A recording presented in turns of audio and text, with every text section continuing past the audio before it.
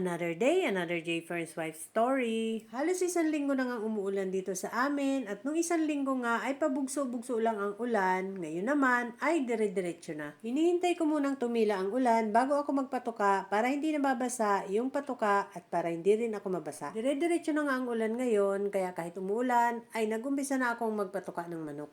Medyo tanghali na nga kami nakakapagpatuka ng manok lalo na ngayong nag-uulan dahil malamig. 7:30 hanggang 8 na nga ako nakakapagpatuka ng manok kapag ganitong maulan. Pagkatapos kong patukain ang mga nasa fly pen at nandito sa kubo ay inumpisahan ko namang patukain ang mga nasa multipurpose pen. Hindi na nga namin tinatanggal ang mga tabing sa multipurpose pen para hindi maampiyasan ang mga manok na nandoon. At kapag gabi naman, bukod sa may tabing na ang multipurpose pen ay tinatakloban pa namin ng karton ang mga manok para hindi talaga sila lamigin. Kapag ganito namang tag-ulan ay mahirap magpatuka ng mga manok sa range area. Pumasok na si Richard para kuhanin ang kanilang feeder pero nagsunuran ang mga manok kaya ayan, nabasa na sila. Kukunin ni Richard ang feeder nila at dadalhin sa kubo at dun sila patutukain. Nilagay ni Richard yung ibang feeder doon sa may breeding pen at yung iba naman ay nandito sa may labas ng pinto. Yung mga matatapang na manok ay doon nila pinapatuka sa loob ng breeding pen at yung mga baby pullets naman at yung mga huling manok na dinala namin ay dito nila pinapatuka sa labas ng breeding pen. Mukhang gutom na nga ang mga manok dahil sunod na sila ng sunod kung saan pumupunta si Richard. Umalis na nga ulit ito para kumuha ng patuka sa kubo. Maghapon ngang walang tigil ang ulan kaya lahat halos ng mga manok ay basang-basa. Tatlong bagyo ang sunod-sunod na pumasok sa par at hinihila ang habagat kaya ganito ang panahon dito sa amin. Halos walang tigil ang ulan at umabot pa sa red rainfall warning dito sa amin. At dahil sunod-sunod nga ang bagyo ay siguradong matatagalan ang ulan na ito. At kapag nangyari ngayon ay paniguradong baha na naman ang aabutin. Nung nakaraang 2 taon ay hindi kami masyadong binaha dahil hindi ganito kalakas ang mga ulan. Pero ngayon mukhang nagbabadya na naman ang pagbaha. Hindi naman binabaha dito sa aming manukan, ang kinakatakot lang namin dito kapag nag-overflow ang tubig sa sapa. Dumating na nga si Richard na may dalang patoka, kaya ayan, nagkagulo na ang mga manok. Diyan nga muna sa loob ng breeding pen, nilalagyan ni Richard ng patoka para pumasok yung mga matatapang na manok at yung mga cockerels naman at baby pullets na hindi nakikisamang kumain sa mga matatapang na manok ay dito naman sa labas ng breeding pen, nilalagyan ni Richard ng patoka. Buti na lang ay napaayos namin ang bubong ng kubo bago magtag-ulan dahil kung hindi ay kawawa ang mga manok. Pagkatapos lagyan ni Richard ng patoka ang mga feeder ng mga manok ay dito naman niya sa labas nilagyan.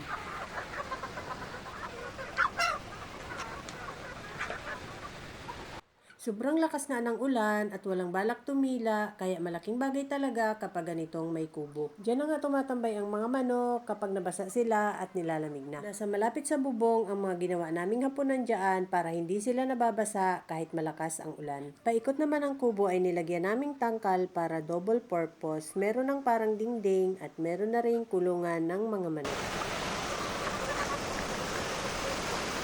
Pinitasan ni J. Fern ang mga bunga ng balimbing namin dahil nanlalaglag na dahil walang tigil ang ulan. Malalaki ang balimbing na ito at hindi masyadong maasim kaya masarap papakin. At nung pauwi na siya nakakita siya ng mga batang nangunguha ng santol at nakahingi siya ng 1 piraso. Sobrang tamis ng santol na yan, parang Bangkok santol pero maliit lang siya. Maghapon na nga walang tigil ang ulan kaya pagdating ni J. Fern, siya na rin ang nagligpit ng mga manok dahil nakasuot pa siya ng kapote. Tinanggal niya sa fly pen ang aming Boston broodcock at inilagay sa kubo sa may scratch pen. Basang-basa na nga ang manok kaya dun muna siya sa kubo para matuyo ang kanyang balaybo. Nilagyan ng plywood ni J. Fern ang scratch pen para hindi maampiyasan ang manok. Pagkatapos ay tinakloban na ni J. Fern ng karton itong mga nasa multipurpose pen para hindi sila lamigin dahil malamang magdamag na namang uulan. Nilutuan ko nga ng sotanghon soup si J. Fern para makahigop siya ng mainit na sabaw, tamang-tama ngayong malamig na panahon. Magdamag na ang umulan at hanggang kinabukasan ay maulan pa nga rin. Winalis ni J. Fern yung manalaglag na dahon na nakabara doon sa kanal na ginawa niya para dire-diretso ang daloy ng tubig. Para hindi ma-stuck ang tubig dyan sa gilid ng bahay namin. Sa magdamag na walang tigil ang ulan, nagsimula na ngang bumaha sa mga mabababang lugar.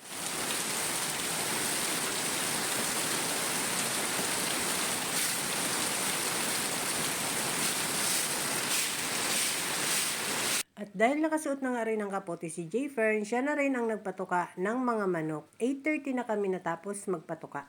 Pagkatapos magpatuka ni Jayfern ay pupunta pa siya sa manukan at titingnan niya kung ano ang sitwasyon doon. Kaya nagluto na ako ng uulamin ni Jayfern para bago siya umalis ay makakain na muna. Nagprito na nga lang ako ng tilapia at yun lang ang ulam na nasa ref.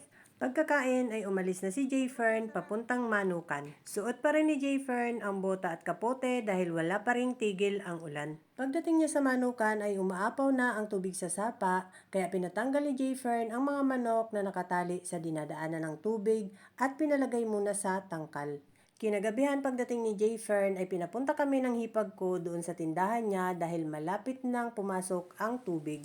Baha na rin kasi sa kalye at kailangan naming itaas ang kanyang mga machine doon na hindi pwedeng mabasa. At bago maghating gabi, sinundo na rin ni Jayfern yung isa ko pang hipag dahil tumataas na raw ang tubig sa likod ng bahay nila. Sinundo na nga agad ni Jayfern dahil mahirap nang sumundo kapag hindi na pwedeng makadaan ang sasakyan. Kinabukasan ulit, wala pa ring tigil ang ulan kaya ang ginawa ni Jayfern ay nagkanal na siya dahil pumapasok na sa loob ng kubo ang tubig. 3 days na nga walang tigil ang ulan kaya matataas na rin ang mga baha. At kapag nagsabay pa ang baha at high tide ay lalong mahirap maiga ang baha. Medyo humina nga ang ulan ngayon kaya nakapagkanal si Jayfern. Mabilis ding maiga ang tubig dito sa loob ng bakura namin dahil dire-diretso ito sa labas.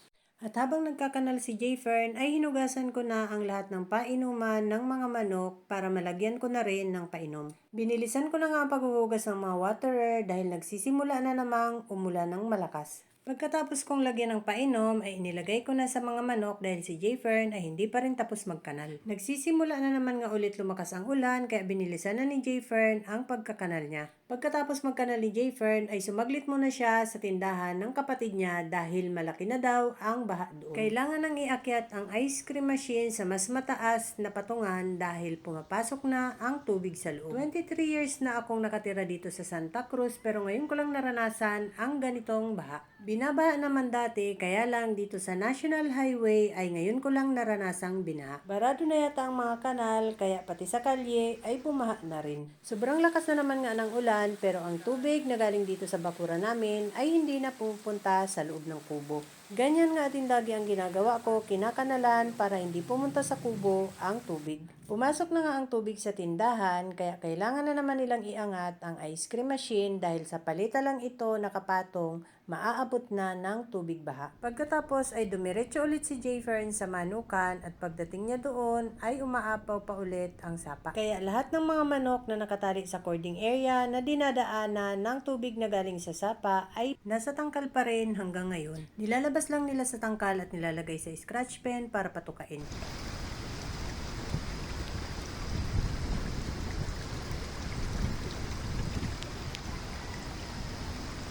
Wala pa rin ng tigil ang ulan kaya hanggang ngayon ay umaapaw pa rin ang tubig na galing sa sapa. At kapag ganyang malakas ang agos ay malabo ang tubig dahil nakakalkal nito ang mga lupa. Papalabas na rin ang 2 bagyo, sana nga ay tumigil na ang malalakas na ulan.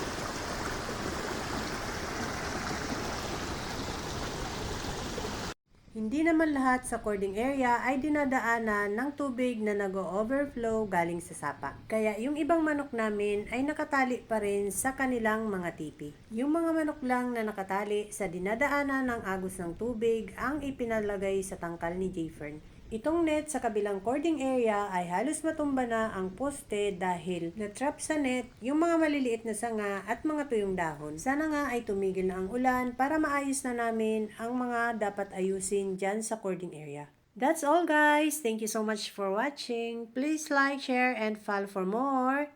See you on my next video. Bye!